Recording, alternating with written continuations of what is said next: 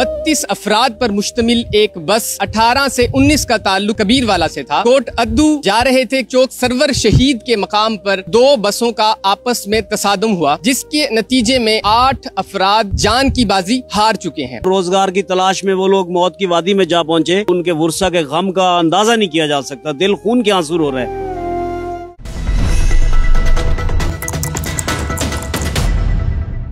मेरे साथ मौजूद हैं कबीरवाला के मकामी हैं, इनसे ये बात करते हैं कि ये वाकया कैसे रूनुमा हुआ, वो लोग उधर किस सिलसिले में जा रहे थे और ये जो हर आंख अश्क बार है वो कैसा महसूस कर रहे हैं। अरशद संगा साहब, ये बताएं कि ये जो वाकया हुआ है ये कैसे हुआ और क्या इसके हकाइक हैं। जी, यहाँ कबीरवाला से जो सबसे मेन वजह जो है ना, बेरोज़गारी।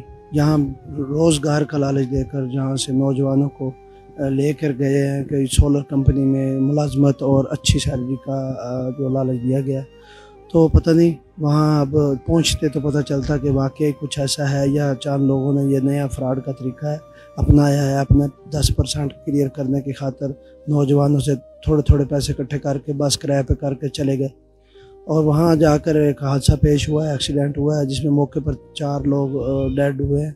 बाकी जो ज़ख्मी थे उनमें से और भी 3-4 और डेड हो चुके हैं। तो यहाँ कबीरवाला की फ़िज़ा सोगवार है, मार्केटें बंद हैं और यहाँ जिनके नौजवान बच्चे जो थे फौत हुए हैं उनके घरों में लोग अफसोस करने के लिए जा रहे हैं।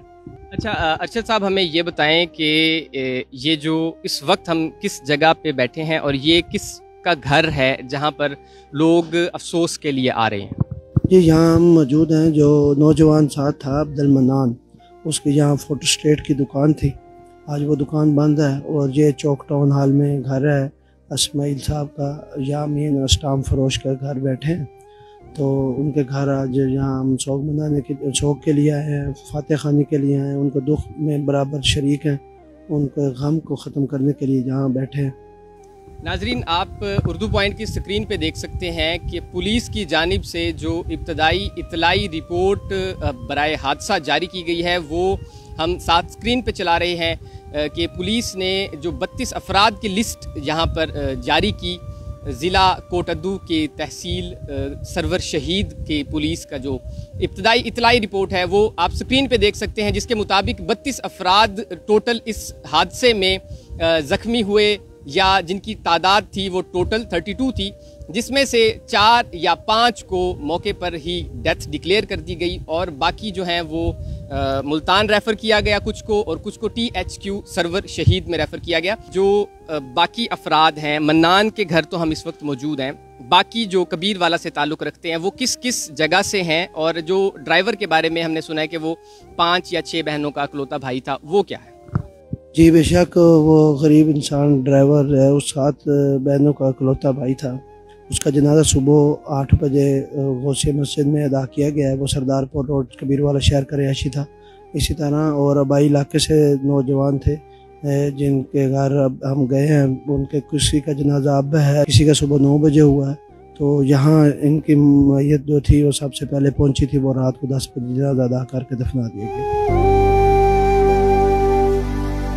नाज़रीन, हमारे साथ मौजूद हैं एक और कबीरवाला के शहरी। जिस जगह पर हम बैठे हैं ये अब्दुल मन्नान का घर है, जो कि इस सानहे में, इस हादसे में जान की बाजी हाथ धो बैठा है। और बात करते हैं इनसे। सर, अब्दुल मन्नान नौजवान था और फ़ोटो स्टेट का काम करता था, तो इस दुख में क्या कहना चाहेंगे आप? मुझे बहुत ही अफसोस है इस बात का। कबीरवाला के वो तमाम नौजवान जो रोज़गार की तलाश में भटक रहे थे, 32 से ज़्यादा लोग थे, और उनको जो है वो रोज़गार की तलाश में वो लोग मौत की वादी में जा पहुँचे।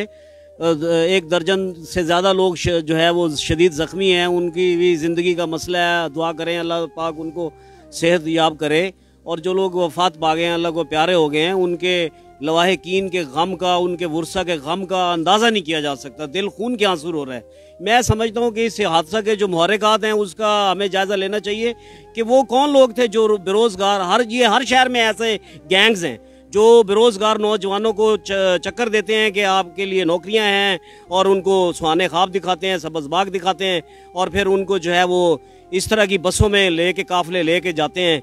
उन बसों के फिटनेस सर्टिफिकेट भी नहीं होते, उनकी ये होता तो ठीक है, अल्लाह की तरफ से एक यानी ज़िंदगी का एक निज़ाम है, मौत का एक निज़ाम है, लेकिन हमें जो है वो इन चीज़ों के ऊपर जो है वो हमारी इंतज़ामिया को, हमारी हुकूमतों को, रियासतों को इसके ऊपर कोई गौर करना चाहिए, कोई सिस्टम बनाना चाहिए। मैं दुआ करता हूँ कि या अल्लाह इनको अपना सब्र जमील अता कर, इनको सब्र अता कर मेरे मौला, इनके लिए आसानी पैदा फरमा।